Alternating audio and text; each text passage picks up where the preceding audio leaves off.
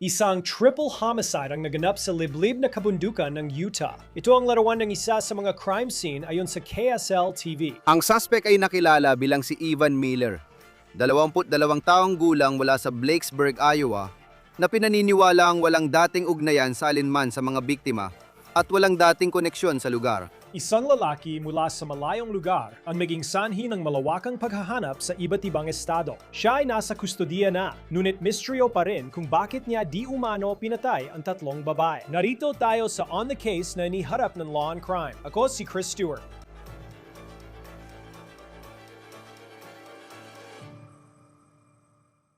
Sige mga kaibigan, bago magsimula ang episode ng On the Case, maging tapat tayo. Maraming nahihiya makita sa bank statement kung gaano kadami DoorDash orders nila nitong 2 taon. May nabasa akong ulat na siguradong mapapababa ka ng telepono dahil sa seryosong paratang. Yun, maaring sinusubaybayan ng app ang lokasyon mo at ibinabahagi ito sa third party ng walang pahintulot na posibleng magkapera gamit ang sensitibong datos. Malaking issue ito sa privacy at iniimbestigahan na ni Morgan & Morgan. Kung ginamit mo ang app mula 2023 hanggang 2025, madali mong malalaman kung kwalipikado ka mag-claim. Kung oo, maaring may karapatan kang tumanggap ng kompensasyon. Bumisita sa forthepeople.com/OTC DoorDash o i-click ang link sa description para sa libreng case review. 5 minuto lang ang kailangan. Ang kasong ito ay nagdulot ng kaba sa isang liblib na bahagi ng Utah, Magdamag. 3 babae ang napatay, 2 sa hiking trail, 1 sa bahay niya.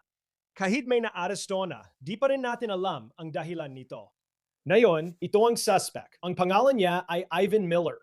Narito ang kanyang mugshot. Siya ay inaresto sa Colorado at ibabalik sa Utah. Marami pa ring tanong sa kwentong ito na hindi nasasagot at ito ang nakakagulat na bahagi habang inaalam pa namin ang tungkol sa kanya. Siya ay 22 taong gulang at taga-Iowa. Galing siya sa isang maliit na bayan, Blacksburg, Iowa. Mahigit 1,000 milya ang layo nito mula Wayne County, Utah, kung saan naganap ang mga pagpatay. Ngayon, nag-press conference ang mga autoridad doon para i-anunsyo ang pag-aresto kay Miller. Inaresto siya kagabi sa timog ng Colorado.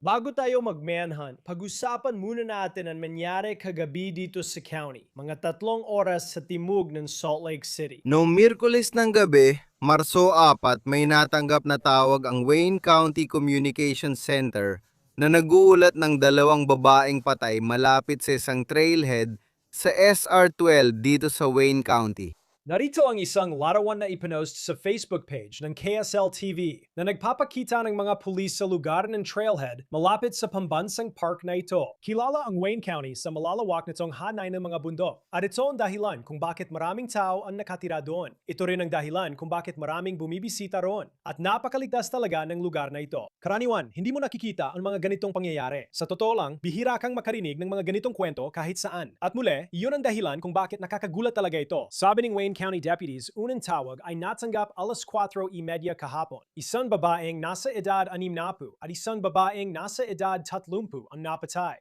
Ayon sa mga deputy, magkaibigan lang sila na nag-hiking. Nang hindi sila umuwi, hinanap sila ng kanilang mga asawa at natagpuan na patay na ang kanilang mga misis. Tumawag sila ng mga otoridad. Hindi lang katawan ng mga babae ang nakita ng otoridad. May nakita rin silang kahina-hinalang sasakyan doon.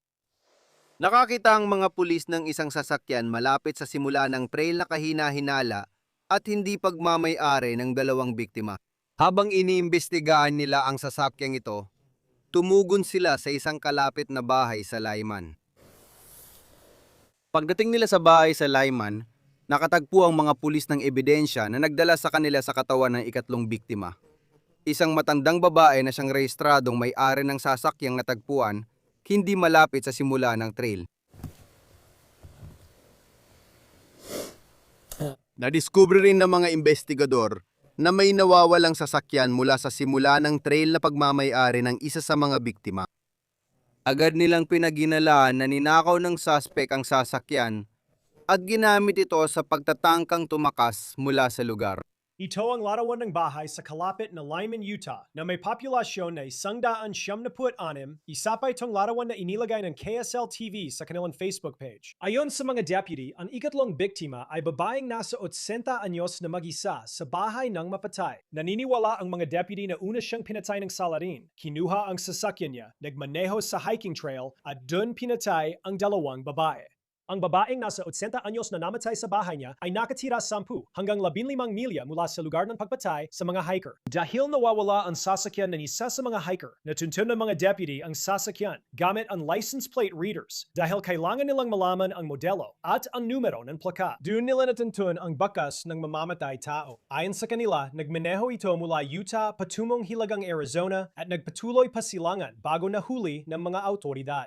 Ang sheriff ng Wayne County habang nangyayari ang lahat ng ito ay naglabas ng babala na talaga namang nakakakilabot kung nakatira ka sa county na iyon. Hinihiling sa mga tao na buksan ang ilaw, ilak ang pinto, at manatili sa bahay habang may paghahanap. Hindi pa rin malinaw ang mga detalye ng nangyayari noon. Dahil kulang ang impormasyon at ongoing pa ang paghahanap sa suspect, nagsara ang lokal na paaralan kinabukasan. Naglabas din ang opisina ng sheriff ng detalye tungkol sa sasakyan, description, make, model, lang 2022 na puting Subaru Outback na may plaka. At sa huli, natunton ng mga autoridad ang sasakyan na iyon sa Pagosa Springs, Colorado. Isa itong bayan. Sa totoo lang, isa itong resort town sa timog ng Colorado. 7 oras ang biyahe. Diretsong pagmamaneho mula Utah kung saan nangyari ang mga pagpatay.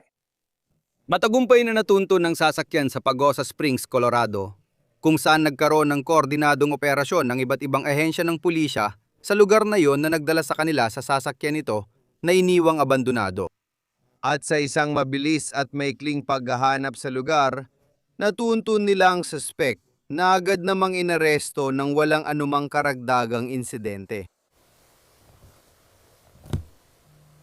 Ang suspect ay nakilalang si Ivan Miller, 22 taong gulang mula sa Blakesburg, Iowa, na pinaniniwala ang walang anumang dating ugnayan sa alinman sa mga biktima at walang dating koneksyon sa lugar. Ngayon, narito muli ang mugshot ni Ivan Miller. Siya ay 22 taong gulang at mula sa isang rural na bayan sa Iowa. Ang Blakesburg, Iowa ay may mas mababa sa 300 katao. Bakit siya nasa Utah? Sabi ng mga deputy, wala siyang koneksyon sa Utah. At mas nakakagulat pa, wala siyang koneksyon sa mga umano'y biktima niya. Wala silang dating relasyon. Ayon sa mga autoridad, mukhang random lang ito. Kaya may anumang bagay ba na nagtutulak sa iyo at sa mga investigador na maniwalang ito ay isang planadong pag-atake sa mga partikular na babaeng ito? Wala kaming ebidensya na nagpapakitang sila ay sadyang pinuntirya. At muli, wala kaming anumang ebidensya na nagpapakitang may dati silang relasyon at wala siyang koneksyon sa lugar na ito. Alam ba natin kung bakit mo iniisip na nasa Utah si Miller? Iniimbestigahan ko pa rin para malaman ang mga ginawa niya bago ang insidente at kung anong ginagawa niya sa Utah. Hindi pa naglalabas ng impormasyon ang mga autoridad tungkol sa sanhi ng pagkamatay sa oras ng pagre-record na ito. Wala pa silang masyadong alam tungkol sa anumang kriminal na record ni Miller sa ngayon. May tala ng araw-araw na dispatch sa Alaska na naglilista kay Ivan Miller na kinasuhan sa pagpapatakbo ng sasakyang pantubig na walang personal flotation devices noong Hulyo na karaang taon. Naniniwala ang Utah deputies na hindi planado ang pag-atake. Ayon sa kanila, pinatay umano ni Miller ang mga babae dahil madali lang itong gawin. Walang pinipili. Ayon sa booking page ng kulungan ni Ivan Miller sa Colorado, kasalukuyan siyang nahaharap sa kasong pagdadala ng nakatagong sandata, kutsilyo o baril. Inasahang madadagdagan pa ang kaso niya pagbalik sa Utah. Hindi sinabi ng mga deputy ang dahilan ng Kamatayan sa press conference sa Wayne County, pero narito ang sinabi ng mga autoridad. Sige, magsisimula kami sa maikling pahayag. Malamang kakausapin ko lang kayo dyan. Magsisimula tayo sa isang maikling pahayag at pagkatapos ay maaari na kayong magtanong ng anumang mga katanungan na meron kayo. Noong Miyerkules ng gabi, Marso 4, may natanggap na tawag ang Wayne County Communications Center na nagulat ng 2 babaeng patay malapit sa isang trailhead sa tabi ng SR-12 dito sa Wayne County. Paumanhin. Pagdating sa trailhead, natagpuan ng mga pulis ang 2 asawa ng mga namatay na babae na unang nagulat ng insidente sa dispatch center at kinumpirma nilang parehong patay ang mga babae at mukhang malinaw na ito ay isang kaso ng pagpatay. Nakakita ang mga pulis ng isang sasakyan malapit sa trailhead, nakahina-hinala at hindi pagmamay-ari ng dalawang biktima. Habang iniimbestigahan nila ang sasakyang ito, rumesponde sila sa isang kalapit na bahay sa malapit na layman. Pagdating nila sa bahay sa layman, nakatagpo ang mga pulis ng ebidensya na nagdala sa kanila sa katawan ng ikatlong biktima.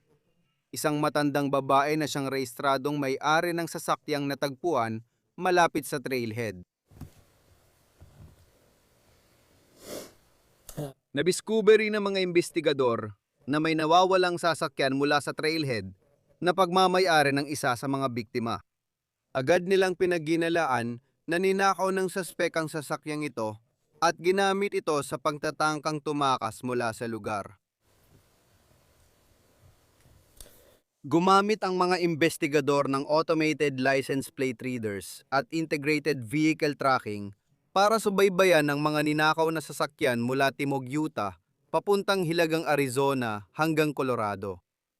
Matagumpay na natunto ng sasakyan sa Pagosa Springs, Colorado, kung saan nagkaroon ng koordinadong pagtutulungan ng iba't ibang ahensya ng pulisya sa lugar na yon na nagdala sa kanila sa sasakyan, na iniwan na lamang doon. At sa isang mabilis at maikling paghahanap sa lugar, natuntun nila ang suspect na agad namang inaresto nang walang anumang karagdagang insidente. Ang suspect ay nakilalang si Ivan Miller, 22 taong gulang mula sa Blacksburg, Iowa, na pinaniniwalang walang anumang dating ugnayan sa alinman sa mga biktima. Wala rin siyang dating koneksyon sa lugar.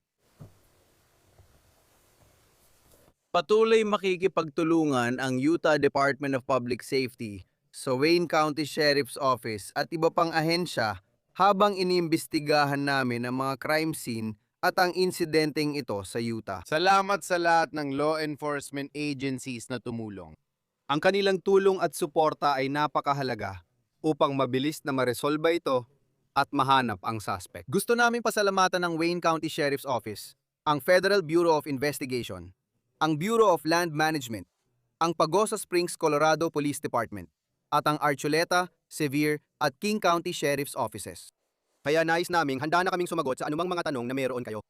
Kaya itong mga asawa, may nagbigay alam ba sa kanila? O nag-alala lang sila dahil di pa bumabalik ang mga misis nila? Tama. Hindi pa nakakauwi kaya nahanap nila at saka nila inabisuhan ang dispatch.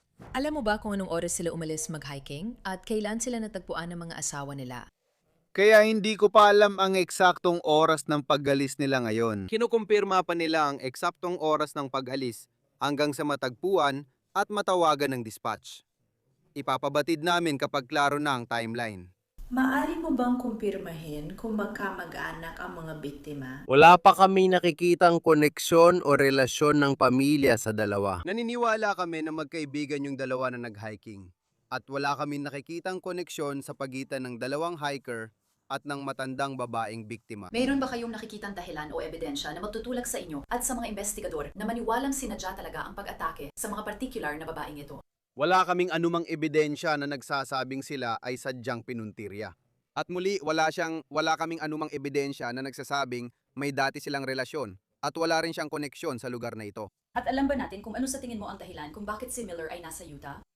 Iniimbestigahan ko pa rin para malaman ang mga galaw niya bago ang insidente at kung ano ang ginagawa niya sa Utah. Ano ang pagkakasunod-sunod ng mga pangyayari? Pumunta ba muna siya sa bahay ng matandang babae bago sa hiking trail? Yun ba ang iniisip mong nangyari? Naniniwala kami na unang naganap ang insidente sa bahay ng may-ari, saka sa trailhead. Pagkatapos, kinuha niya ang kotse ng babae at nagmaneho sa trailhead. Tama. Pinatay niya sila at pagkatapos ay kinuha ang kanilang kotse. Pagkatapos, kinuha ang sasakyan nila mula sa trailhead. At ang babae ay 80 taong gulang na nasa bahay. Yung magkaibigan ba ay 30 at 60 taong gulang? Oo, kaya yung mga edad na binanggit ay mga saklaw lang ng edad. Hindi yun eksaktong mga edad. Ang nakarehistrong may-ari ng sasakyan ay nasa 80 na. At yung dalawa pa ay nasa 30. Tapos naniniwala akong nasa 4 na po yung isa. Nasa 4 na po. May impormasyon ba kung saan galing ang mga biktima o ilalabas pa ito? Alam namin na taga-Utah ang mga biktima, pero hindi pa namin inilalabas ang kanilang impormasyon. Sigurado akong nakakatakot ito para sa ganitong klase ng komunidad. Nakita namin ang maraming posts sa social media na nagsasabing i-lock ang mga pinto, mga ganung bagay. Isasara raw ang mga paaralan. Oo, nakakatakot talagang mga insidenteng ganito.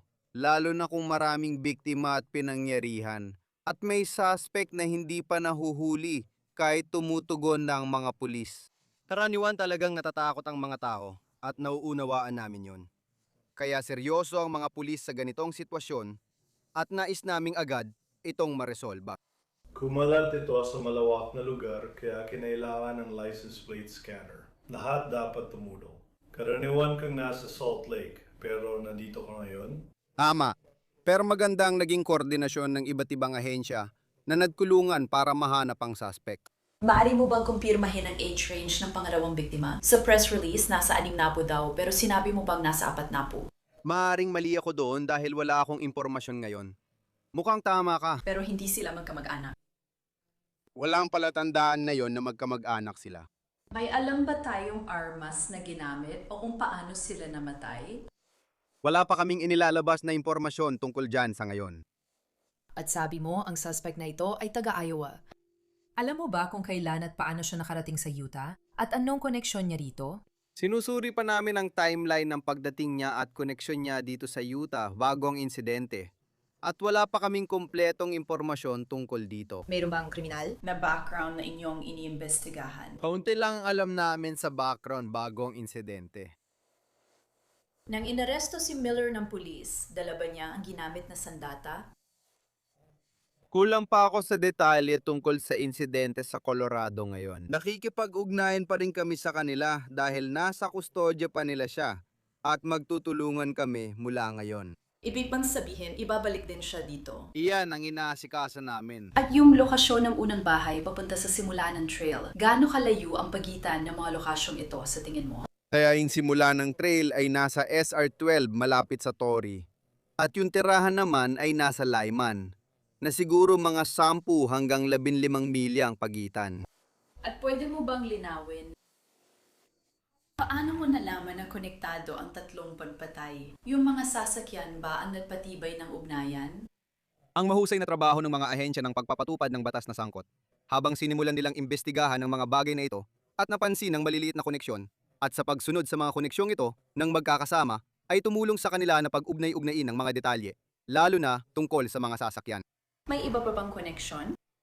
Sa tingin ko, ang pinakamalaking bahagi ay ang mga sasakyang yon na nagdala sa kanila sa rehistradong may-ari. At pagkatapos ay ang pangalawang sasakyan na sinusubaybayan ng kanilang mga galaw mula Utah at sa huli ay papuntang Colorado. Napag-usapan na natin ang timeline mula bahay hanggang trailhead. Kailan nyo ito nalaman? Nalaman niyo ba ito kasama ang mga asawa, tapos na-realize niyo na dapat dito ang kotse at may nakita pa kayo isa pang biktima? Ganun ba yon? Tama. Oo, kaya ang mga asawang nag-report sa dispatch na natagpuan nilang 2 babae sa trailhead. Rumisponde ang mga pulis sa trailhead at kinausap sila. Sila rin ang tumulong sa amin na maintindihan na may nawawalang sasakyan sa trailhead. Iniimbestigahan nila ang isa pang kahina-hinalang sasakyan sa trailhead na hindi pagmamay-ari ng mga biktima at natunto nito sa bahay ng may-ari sa Lyman. May ideya ka ba kung anong oras dumating ang mga tawag o natagpuan silang patay kahit wala kang eksaktong timeline? Unang tawag ay dumating ng alas 4:30 ng hapon kahapon. At naniniwala akong galing ito sa 2 asawang nakakita sa kanila sa trailhead.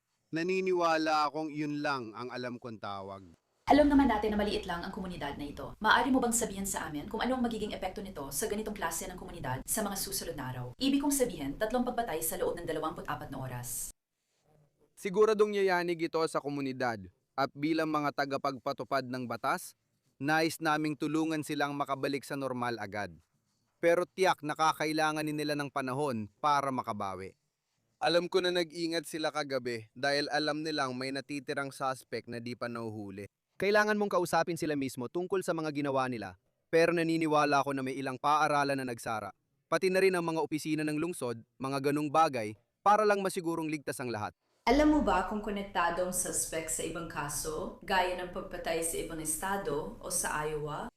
Wala pa kaming alam dyan sa ngayon dahil maaga pa ang investigasyon at marami pa kaming dapat tingnan. Alam niyo ba ang rutang tinahak niya papuntang Pagosa Springs? Medyo malayo rin yon. Wala sa akin ngayon ng eksaktong ruta kung paano nila siya nasundan gamit ang mga paraang yon. Pero maaari namin itong ilabas sa ibang pagkakataon. Nabanggit po ba kung saan nakatira ang mga hiker o kung saan sila galing halimbawa? Dito sila galing pero wala akong tiyak na impormasyon na yon. Ibig sabihin Wayne County? Wayne County, hindi ako sigurado kung may connection sila sa ibang parte ng Utah. At muli, tatanungin ko, may panahon ba na gaano katagal bago nag-alala ang mga asawa? Ilang oras bang lumipas o paano? Hindi ko pa alam ang eksaktong oras mula umalis sila mag-hiking hanggang natagpuan sila. Naiintindihan namin na may abiso na para sa mga kaanak ng pamilya. Mayroon po ba kayong schedule kung kailan ilalabas ang mga pangalan? Kinakausap namin ang mga pamilya para masiguro munang maabisuhan nila ang kanilang mga mahal sa buhay bago namin nilabas ang anumang impormasyon. Kaya inaasahan ko na hindi na ito magtatagal, siguro sa loob ng isang araw o higit pa, sana ay mailabas na namin. Pero habang nakikipag-ugnayan kami sa kanila, sisikapin naming mailabas agad ang impormasyon sa lalong madaling panahon. Maaari mo bang ibahagi kung ano ang dapat asahan ng komunidad na nakakakita ng crime scene tape? Ano ang mangyayari sa susunod na mga oras habang pinoproseso ang mga lugar at ano ang itsura nito? Oo, makakakita sila ng maraming aktibidad sa parehong lugar. Ang tirahan mismo ay katabi ng SR-24 na dumadaan mismo sa bayan at makakakita sila ng maraming aktibidad sa tirahang yon. Pakiusap, bigyan sila ng sapat na espasyo para magtrabaho. Mag-ingat kayo dahil madalas bumabagal ang trapiko. Ayaw naming magkaroon ng banggaan.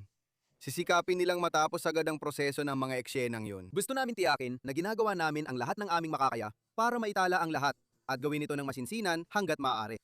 Kayo po ba o ang tanggapan ng sheriff ang nagsimula kahapon, tapos inabutan ng gabi at ipinagpatuloy ngayong umaga? Ano po ang nangyari? Kaya nagsimula ang investigasyon kahapon habang nagsimula sila. Sa simula, gusto naming subukang makilala ang suspect na ito at subukang mahanap sila sa lalong madaling panahon. At doon talaga nagsimula ang lahat kung gaano kabilis nangyari yon. Magaling ang ginawa nila sa pagsunod doon. Nasa kustodiya na siya ngayon kaya mahusay ang ginawa ng mga pulis. Ngayon may liwanag na mas madali naming madodokumento ang mga eksena at matutulungan ang mga crime scene technician sa mga lugar na yon. Kaya kabilang dito ang paghihintay ng araw. Ngunit mas pinahalagahan din ang pagkilala at pagdakip sa suspect. Dahil sa matinding karahasan dito, sa tingin mo gaano kahalaga ang agrang pagdarip? Hindi rin natin alam kung ano pa sanang nagawa niya di manang. Tatlong pagpatay at isang ninakaw na sasakyan sa maikling panahon. Sino ang makakaalam kung saan pa sana ito hahantong? Ayokong isipin pa kung saan sana yon hahantong. Hindi ko alam kung masyado pang maaga para pag-usapan ito. Pero ang ibig kong sabihin, Hindi natin pinag-uusapan ng isang pamilya o mga lalaki. 3 babae ito na mag-isa lang base sa pagkakakwento. may hinala ba kayo na sila ay pinuntirya? Dahil sila ay mga babae? Posibleng ganoon? Wala pang nagpapayiwatig na yon na iyon ang dahilan kung bakit niya sila pinuntirya. Mas malamang na ginamit lang niya ang sasakyan para makalis agad sa lugar. May iba pa ba kayong natukoy na sasakyang posibleng ginamit niya papunta rito? Iniimbestigahan pa namin kung paano siya napunta sa Utah, ano ang kaugnayan niya dito, gaano nakatagal, at kung dumaan lang siya o napunta na sa ibang bahagi ng estado. Kung may makitang inabandon ang sasakyan sa Wayne County, baka gusto ninyong malaman. Kung merong bagay na mukhang kahina-hinala, maaari nila yung i-report. Pero sa ngayon, wala kaming anumang palatandaan na may iba pang sasakyan. Napansin kong tinawag na serial killer ang sangkot dito at nabanggit pa na posibleng umabot sa 8 ang biktima. Itinuturing mo ba na sa 3 biktima, ito ay posibleng insidente ng serial killer? Mahirap tukuyin ang motibo sa ngayon dahil maaga pang imbestigasyon at di pa namin natutukoy ang mga ito. Sa ngayon, napakalungkot ng sitwasyon at hindi namin iniisip na may particular siyang tinarget na biktima, maliban sa dahil madali lang para sa kanya. Sa iyong alaala, naalala mo ba kung may ganitong pangyayari dito kamakailan? Sa aking kaalaman at muli, ito ay isang bagay na, alam mo, sa pakikipag-ugnayan sa tanggapan ng sheriff ng Wayne County, Sila ang humahawak ng karamihan sa mga investigasyon na ganito sa lugar na ito. Mas kabisado nila ang ganong kaso. Pero sa pagkakaalam ko ay wala. Alam mo ba kung mag-isa lang ang residente? Isa sa mga residente? Mukhang ganun ga, oh. Sige, ayos. Maraming salamat. Salamat. Salamat. Kakatanggap ko lang ng text mula sa kapitbahay ko. Para malinawanan mo na taga rito, gusto nilang malaman kung alam nyo na ba kung nasaan ang sasakyan ng suspect, yung kay Miller, o kung anong ginamit niya papasok sa bayan. Tama. Iniimbestigahan pa namin ang ilang posibleng impormasyon tungkol doon para malaman. Kapag may dagdag kaming impormasyon kung paano siya nakapasok at ano ang ginagawa niya rito, ilalabas namin yon. Sige, salamat. Iyan na po ang lahat para sa On The Case na inilahad ng Law and Crime. Mag-subscribe po kayo sa YouTube at Spotify. Naka-stream na rin kami sa Peacock. Ako po si Chris Stewart. Hanggang sa susunod.